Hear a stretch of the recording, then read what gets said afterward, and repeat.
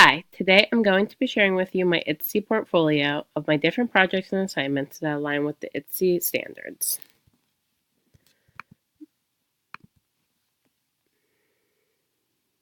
The first project we did for this class was Voki.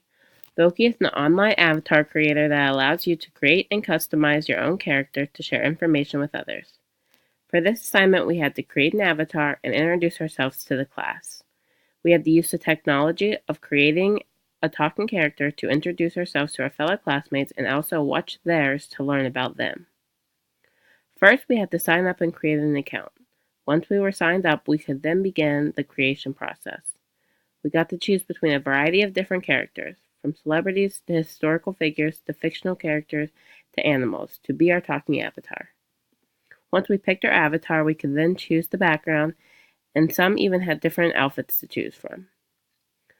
Once this was all set up, we could write in the text box what we wanted our avatar to say, and that avatar would say this, and we could communicate with our classmates, letting them learn information about ourselves, such as our name, our major, and our thoughts on technology.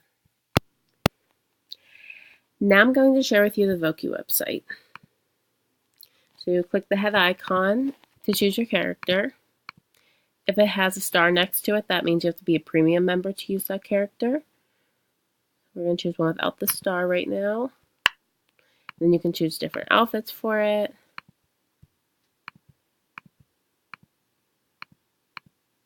You can choose different backgrounds.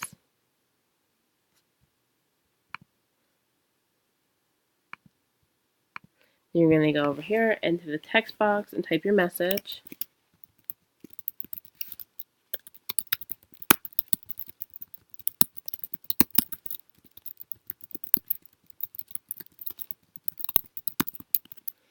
Then you press play and your avatar will share your message with your class. Voki is a great and fun way to share information with your class.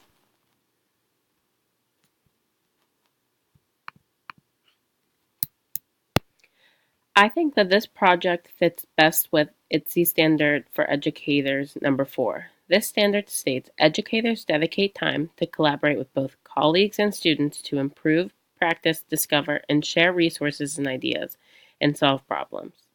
Section 4B of this standard says collaborate and co-learn with students to discover and use new digital resources. With Voki, teachers and students can work together to learn a new digital resource that can be used to share and learn information in class. From this project, I learned a fun way to communicate information with an audience. This will be useful to me as a future elementary school teacher because children love technology. Many would find watching one of these avatars funny and entertaining. If you have your avatar relay important information to the children, it will be more likely for them to retain the information because they were receiving it in a fun and memorable way. Also, the children would enjoy a project in which they could create their very own avatar to share information with the teacher and their class.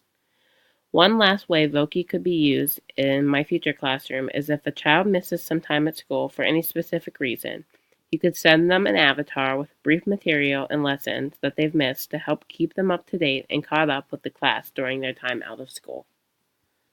Some strength of Voki that I found would be that it's free. Children can find it fun and entertaining. You can use it to relay information to students as well as let students relay their knowledge to you. And children who do not like talking in front of their classmates might find this using Voki to be a more comfortable setting for them to share information. Some weaknesses that Voki has is that it has a time limit for how long you can record, and for children creating and customizing their avatar, that may become more of a main focus to them, and they may not be as focused on the main point of the assignment. The second assignment that we did for this class were infographics. Infographics are visual graphic representations of information. They display information to people in a way that is often easier to follow, understand, and comprehend. To create our infographics, we used PictoChart. For our project, we had to choose a current trend in technology and create a PictoChart that relayed information on this trend. For this assignment, I chose to focus on a flipped classroom.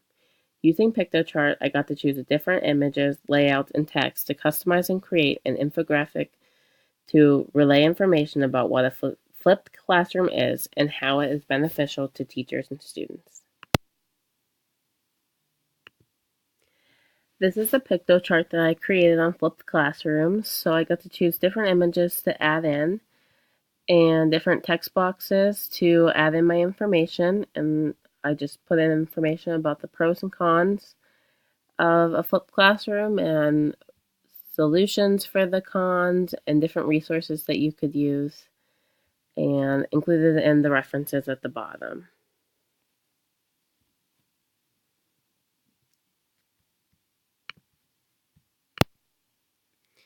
The ITSE standard for educators that I think this project best fits would be standard number 5. This standard states that educators design authentic, learner-driven activities and environments that recognize and accommodate learner variability. 5B of this standard states design authentic learning activities that align with content area standards and use digital tools and resources to maximize active, deep learning. I feel that this project aligns with this standard because when creating a pictochart, you create a learning experience for students that is easier to understand and follow. Doing this maximizes the student's learning and allows them to get fulfilled learning experience. One way that I can use pictochart in my future classroom is by creating one on a specific lesson to help share information with my students. I can also use pictochart for students to create a project and share information with their peers. One last way that pictochart could be used in my future profession is by creating a pictochart to share with fellow coworkers during a meeting and share information with them in a quick and easy way to follow. I think that the strengths of an infographic and specifically pictochart are that they are easy to share and with peers and students, and they are easy to read and absorb information off of. A weakness is that sometimes it may not be the best way to relay information. If you have a lot of text and information to share, an infographic may not be the best platform for you to share your information. The third project we did in this class was creating assessment. During this assignment, we created multiple tools. First, we used Google Forms and Kahoot to create surveys to give out to our students to learn more information about them.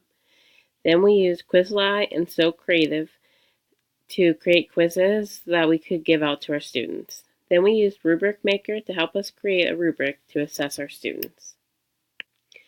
Kahoot and Google Forms are both applications to create polls and surveys that can be shared with an audience to complete. With Kahoot, the audience uses their cell phones to participate, and they have 4 options to pick between for a certain question. With Google Form, you can give the audience options to allow them to fill in their own answers. Quizlet and So Creative are applications that you can use to create a quiz for your students. Rubric Maker is a tool that helps you create rubrics for different subjects, projects, and assignments. This is Google Forms, where I created a survey, an About Me survey for students to fill out, where they can put their name and their email, if they have an email, and then they can say what their favorite sport is, their favorite subject in school, and so on. This is So Creative, where I created a math quiz for students, and there is a question, and then there are 5 different possible answers, and they choose the answer that is the correct answer. And this is a rubric maker where you can choose different options of what you want your rubric to be for. So if it was an oral presentation, you would click that, and there's different levels that you can. So if you're doing it for elementary school, do an elementary level, and it will give you an example of a rubric that you could, different examples of rubrics that you could make.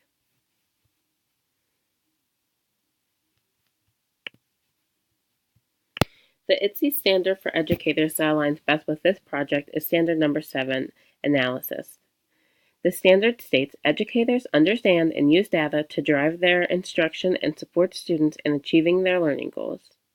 7B of this standard states use technology to design and implement a variety of formative and summative assessments that accommodate learner needs, provide timely feedback to students, and inform instruction. I think that the assignment aligns best with this standard because during this assignment we learned how to use different tools to create different assessments, to share with our students, to assess them, and learn what they have learned and what they still need help with. In my future classrooms, I will use both Kahoot and Google Forms to create About Me surveys and polls to learn about my students as they're new to my class. I will use Quizalize to create quizzes for my students to complete online so that I can evaluate where they're at, and I will use Rubric Maker to help me create rubrics to evaluate my students. There are many strengths to these tools. One thing I particularly liked about Quizalize was that you could create a test bank and then choose only a certain number of questions for the students to receive each time the test is given out. Each time the test is given out, they will receive different questions. This is a pro because the students could take the quiz multiple times and have different questions each time. Also, it would minimize the chance of students cheating off of each other because they would be receiving different questions. One con of these online quizzes would be students getting answers off of other students who've already completed the quizzes.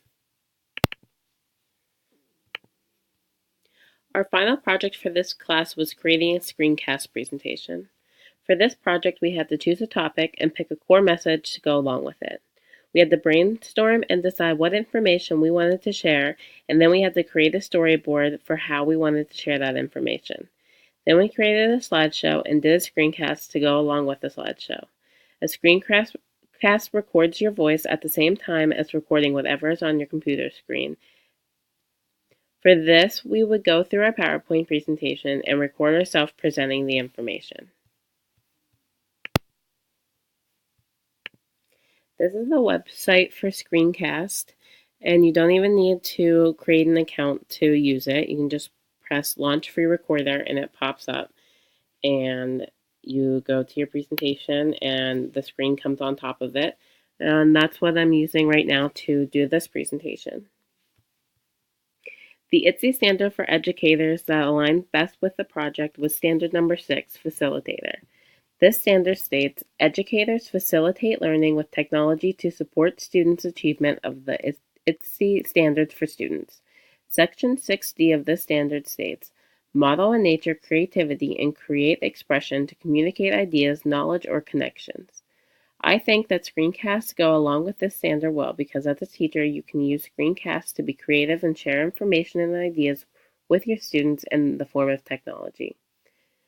In my future classrooms, I will use screencasts to create presentations to share with my students to share valuable information with them.